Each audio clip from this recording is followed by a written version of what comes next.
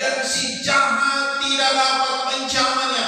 Jadi orang-orang yang menjadikan Yesus sebagai Tuhan dan Juru Selamat adalah orang-orang yang dilindungi oleh Tuhan Yesus dari setiap serangan intimidasi kuasa kegelapan. Inilah keuntungan setiap orang-orang yang menjadikan Yesus sebagai Tuhan dan Juru Selamat. Maka orang-orang yang menjadikan Yesus sebagai Tuhan dan Juru Selamat adalah orang-orang firman Tuhan berkata yang dilepaskan dari kuasa dunia ini, yang dilepaskan dari semua hawa nafsu dunia ini. Kuasa iblis, kuasa setan tidak dapat menjamah orang-orang yang hidupnya di dalam Yesus. Melanjutkan pokok pembahasan kita tentang Allah yang benar, karena Tuhan yang kita sembah adalah Tuhan yang benar. 1 Yohanes pasal yang kelima ayat 20 firman Tuhan berkata begini, akan tetapi kita tahu bahwa anak Allah telah datang dan telah mengaruniakan pengertian kepada kita supaya kita mengenal yang benar dan kita ada di dalam yang benar, di dalam anaknya Yesus Kristus. Dia adalah Allah yang benar dan hidup yang kekal. Firman Tuhan di sini mengatakan begini, akan tetapi kita tahu bahwa anak Allah telah datang ke dalam dunia ini dan telah mengaruniakan pengertian kepada kita supaya kita dapat mengenal Tuhan yang benar. Jadi yang dapat memberikan kepada kita pengertian untuk mengenal Tuhan yang benar itu hanyalah Tuhan Yesus Kristus. Hanya Tuhanlah yang memberikan kepada setiap umat manusia yang terbuka hatinya untuk dapat mengenal siapa Tuhan yang benar, siapa Tuhan yang layak disembah, siapa Tuhan yang layak ditinggikan, siapa Tuhan yang layak diagungkan. Firman Tuhan berkata supaya kita mengenal yang benar. Berarti kalau ada yang benar, ada yang tidak benar. Ada Allah yang benar, ada Allah yang palsu. Ada Tuhan yang benar, ada Tuhan yang palsu. Nah, Tuhan yang benar, di sini kebenaran firman Tuhan berkata, dan kita ada di dalam yang benar. Untuk kita mengenal Tuhan yang benar, kita harus hidup di dalam Tuhan yang benar itu. Dan Tuhan yang benar itu firman Tuhan berkata begini, di dalam anaknya Yesus Kristus. Dia adalah Allah yang benar. Alkitab menyatakan di sini bahwa Yesus Kristus itu adalah Allah yang benar. Allah yang benar adalah Allah yang memberikan jaminan hidup yang kekal, hidup yang abadi, hidup yang sejati, hidup yang tidak berkesudahan, hidup yang tidak mengalami kebinasaan. Itulah Tuhan yang benar. Dan kita sudah belajar bahwa Tuhan yang benar adalah Tuhan yang mengalahkan kuasa iblis. Tuhan yang benar adalah Tuhan yang sudah mengalahkan kuasa setan. Tuhan yang benar adalah Tuhan yang telah menghancurkan kuasa kegelapan. Dan Tuhan yang benar adalah Tuhan yang telah membebaskan hidup umat-umatnya, yang telah memerdekakan hidup umat-umatnya dari tangan kuasa kegelapan. Itulah Tuhan yang benar. Dan setelah dia melepaskan umat-umatnya dari tangan kuasa kegelapan, dari tangan setan, dari tangan kuasa iblis. Nah, kita sudah belajar minggu kemarin bahwa dia memindahkan. Jadi Tuhan yang benar setelah Tuhan melepaskan hidup umat-umatnya, setelah Tuhan memerdekakan umat-umatnya dari tangan kuasa kegelapan, dia memindahkan hidup umat-umatnya dari kerajaan kegelapan kepada kerajaan terang. Kerajaan yang penuh dengan kedamaian, kerajaan yang penuh dengan sukacita, kerajaan yang penuh dengan ketenangan jiwa. Itulah Tuhan yang benar. Tuhan yang benar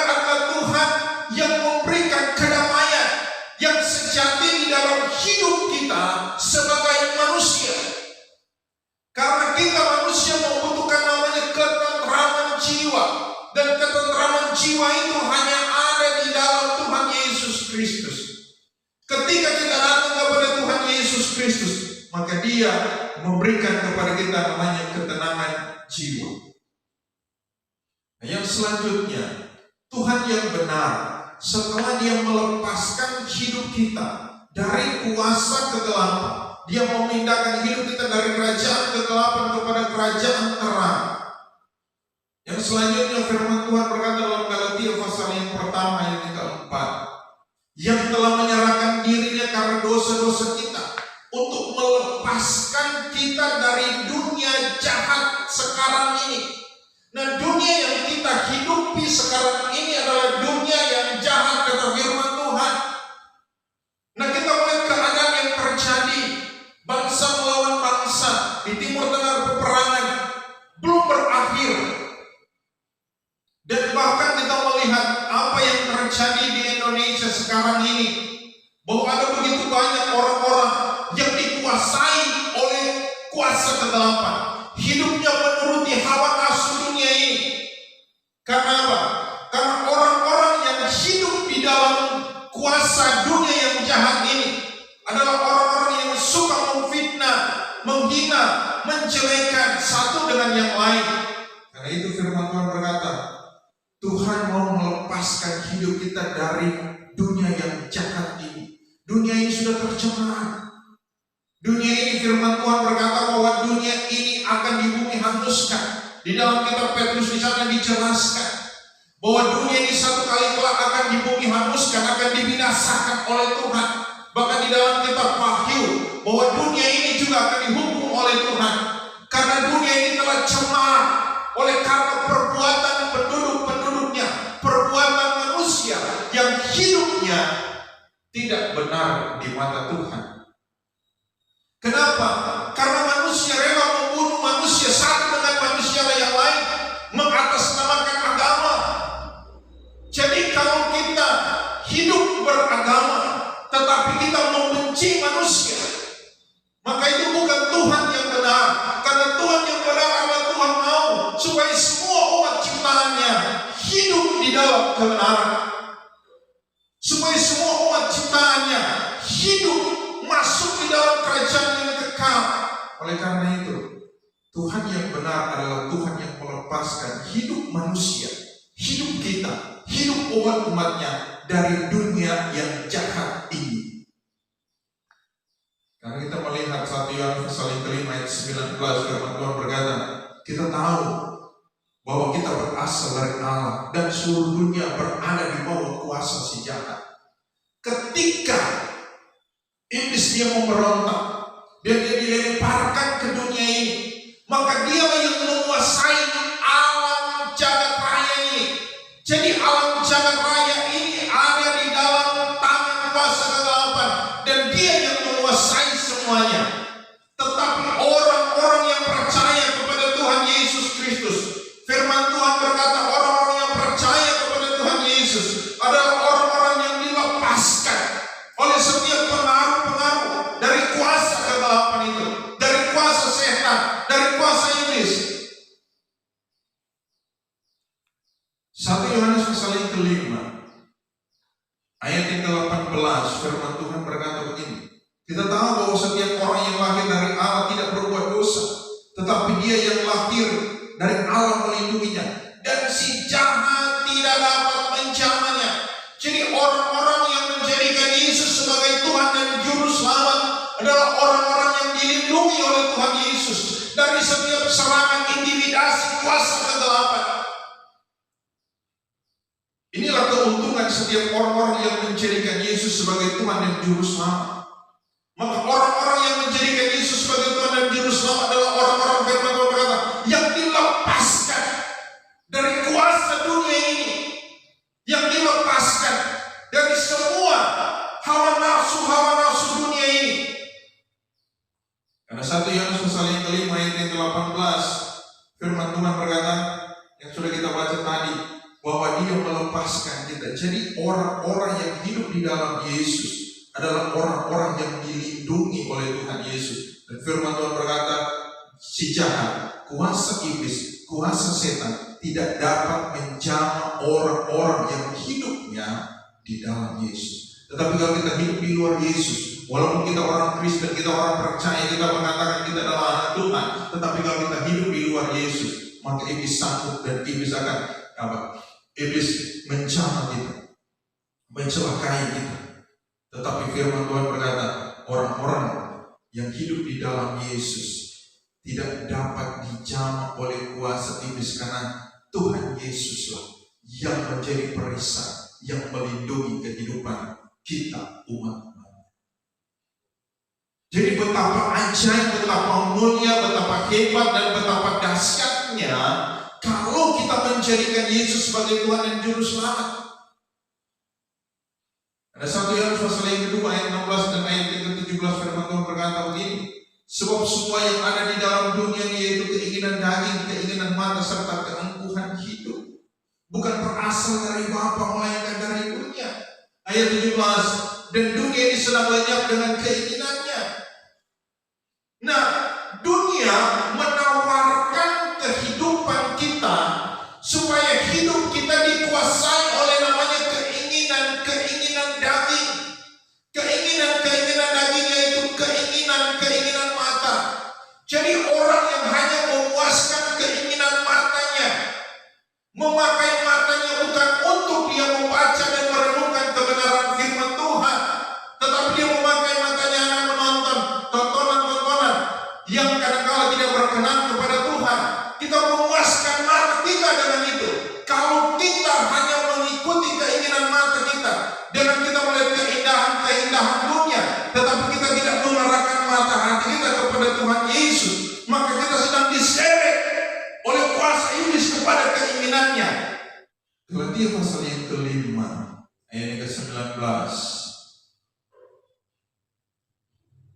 Perbuatan daging telah nyata, percabulan, kecemaran, hawa nafsu, penyembahan berhala, sihir, perseteruan, perselisihan, iri hati, amarah, kepentingan diri sendiri, perceraian, roh pemecah, kedengkian, kemabukan, pesta pora, dan sebagainya.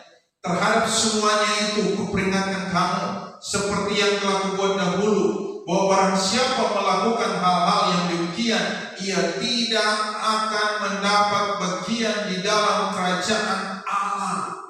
Jadi orang-orang yang hidupnya hanya memusatkan mata, hati, pikiran, keinginan, dan kehendaknya kepada perbuatan daging, firman Tuhan berkata bahwa orang tersebut dia tidak akan masuk di dalam kerajaan Allah.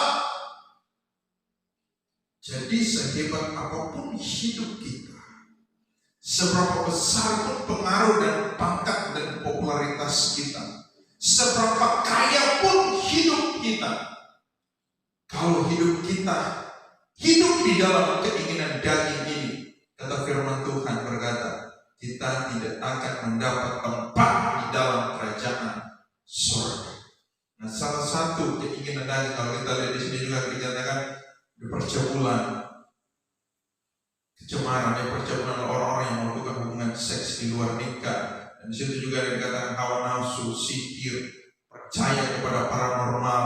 Orang Kristen pergi ke dukun, bertanya kepada paranormal, masih melihat garis tangan, percaya kepada feng shui dan lain sebagainya. Nah, kalau kita hidup sebagai orang Kristen dan kita melakukan itu, firman Tuhan berkata, maka kita tidak akan mendapat bagian di dalam kerajaan Allah. Berseteru, suka berselisih, iri hati, iri sama orang. Nah, kita lihat firman Tuhan berkata, orang yang hidup seperti ini, mabuk, kedengkian, pesta pora, dan sebagainya, itulah keinginan daging yang ditawarkan oleh iblis. Nah, di sini Tuhan berkata, Tuhan mau melepaskan kita, dan Tuhan mau supaya kita juga melepaskan diri dari keinginan daging itu. Nah, Tuhan sudah melepaskan kita dari kuasa dunia ini. Mau nggak kita melepaskan diri dari keinginan dunia ini? Keputusan ada di tangan kita. Nah, bagaimana supaya kita bisa? Supaya kita bisa melawan kuasa kedagingan ini.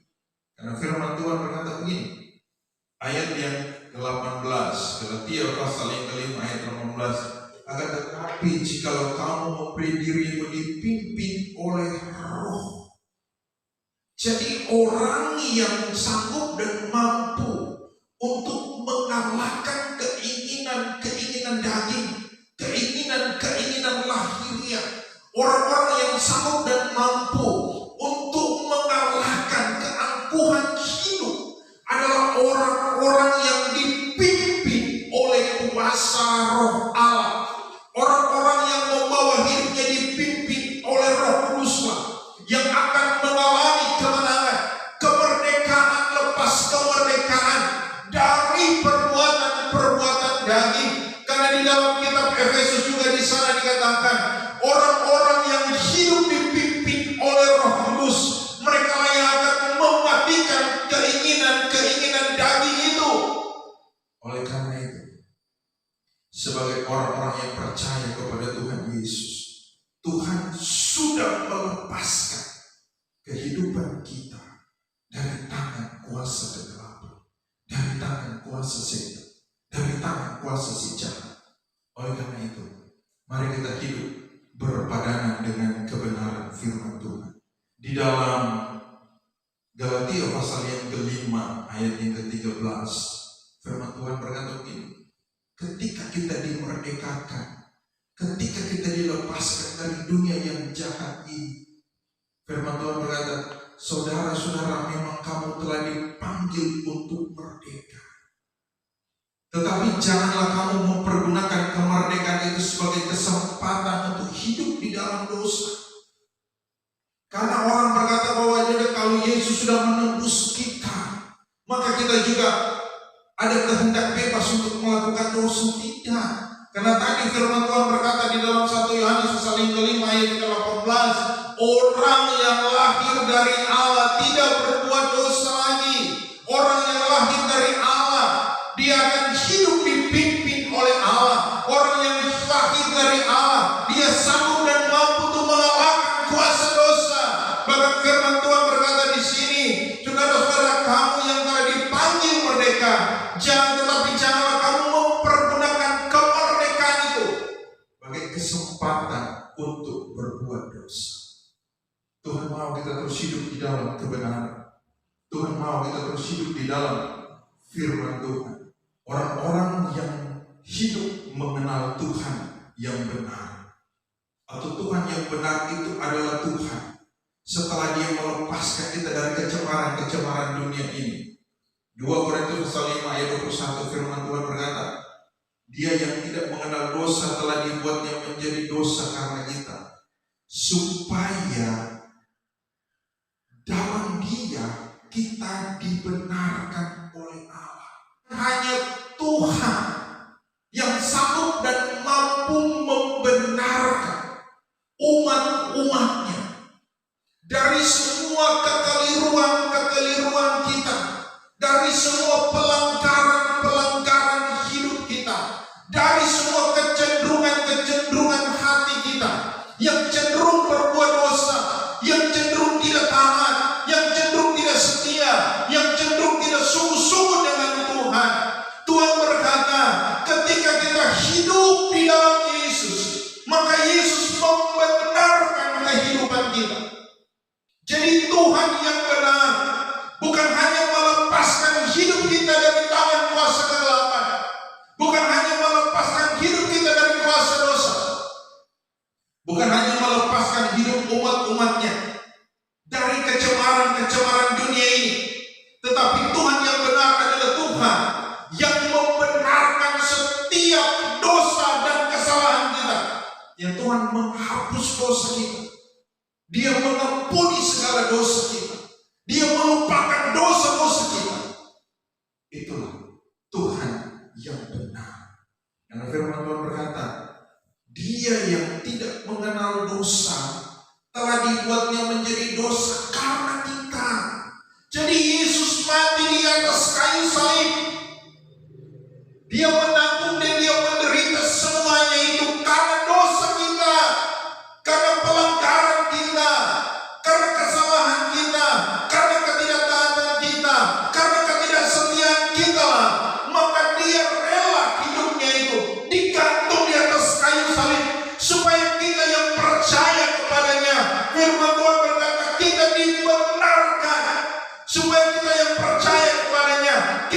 dilepaskan, dipindahkan dari kerajaan kegelapan kepada kerajaan terang, supaya kita hidup di dalam kebenaran, supaya kita berjalan di dalam jalan kebenaran Allah.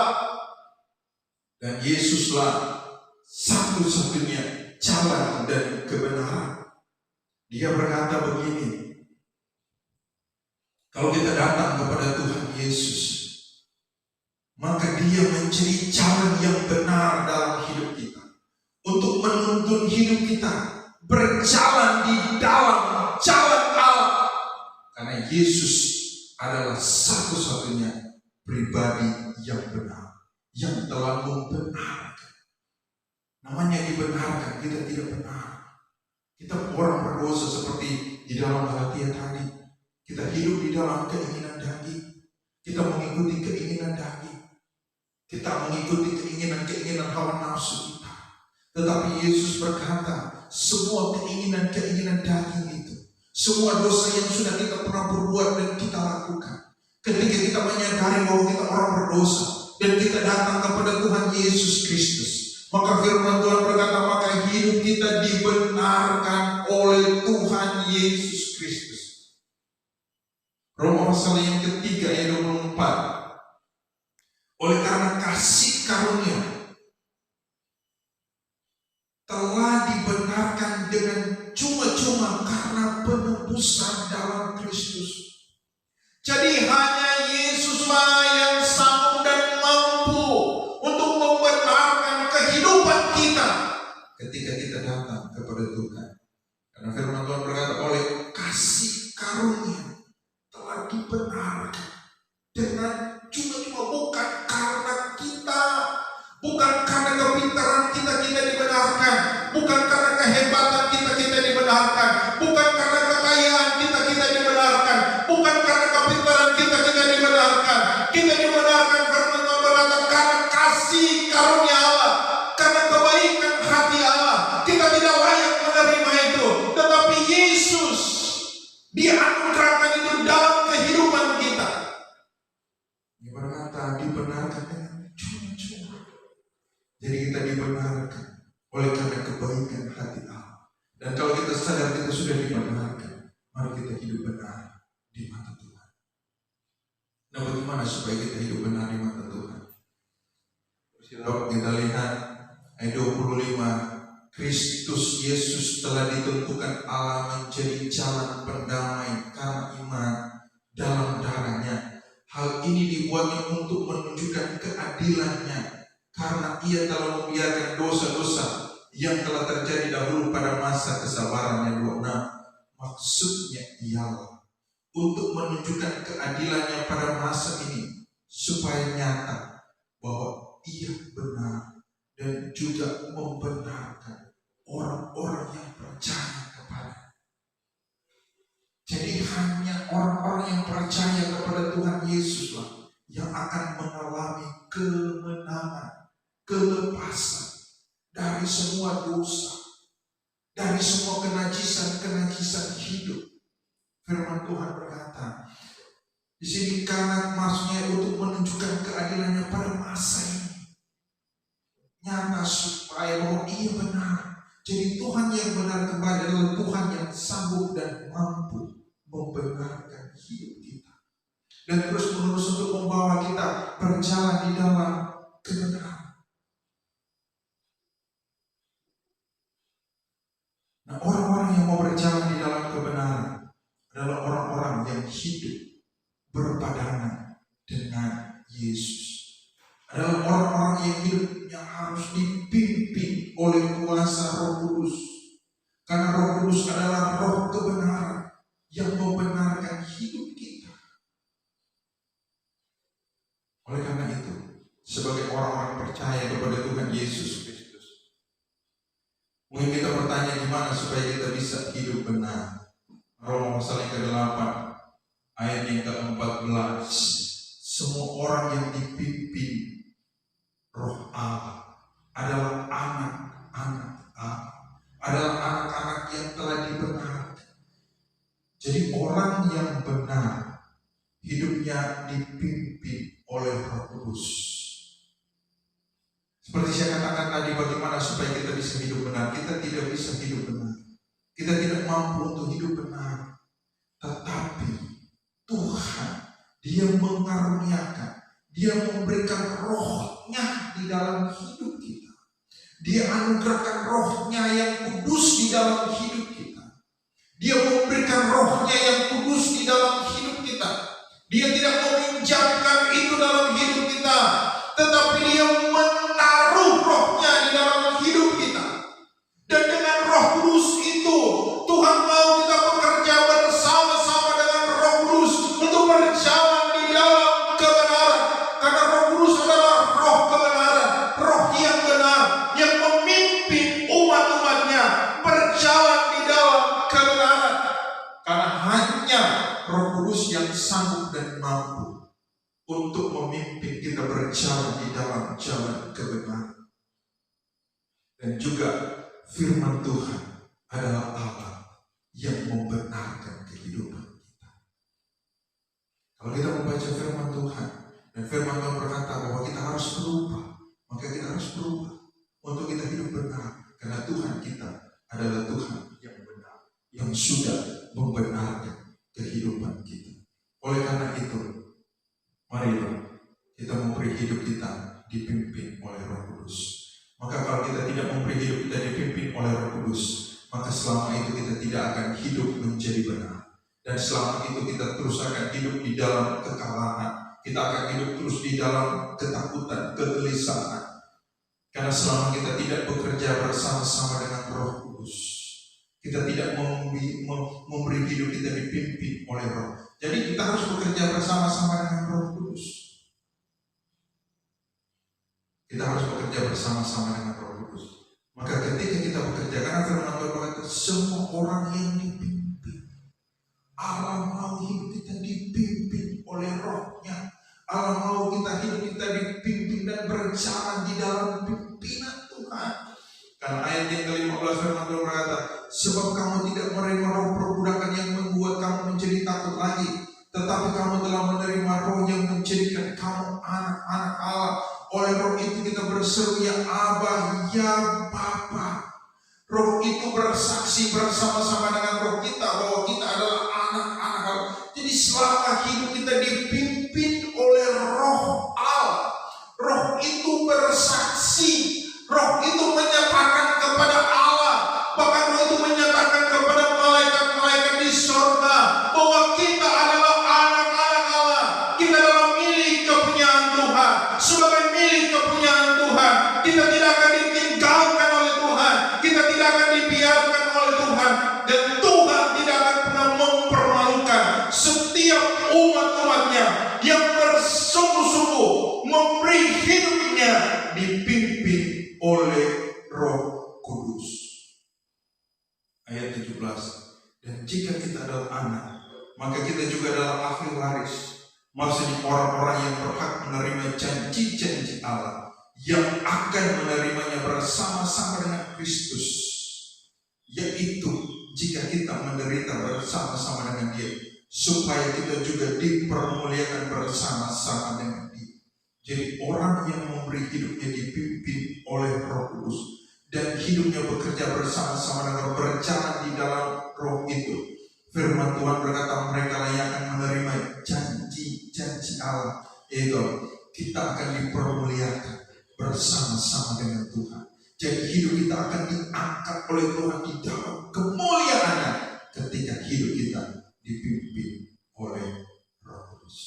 Oleh karena itu, mari kita memberi hidup kita dipimpin oleh Roh. Maka orang yang hidupnya dipimpin oleh Roh, firman Tuhan berkata, mereka disebut anak-anak Allah. Orang yang dipimpin oleh Roh, mereka yang akan hidup di dalam kemenangan, hidup di dalam kemerdekaan. Kenapa? Karena Tuhan yang memberikan kepada kita kuasa, kekuatan, kemampuan untuk kita hidup di dalam kemenangan, mengalahkan keinginan-keinginan daging, mengalahkan keinginan-keinginan lahiriah, bahkan mengalahkan segala tipu muslihat iblis. Karena roh yang Tuhan taruh dalam hidup kita adalah roh yang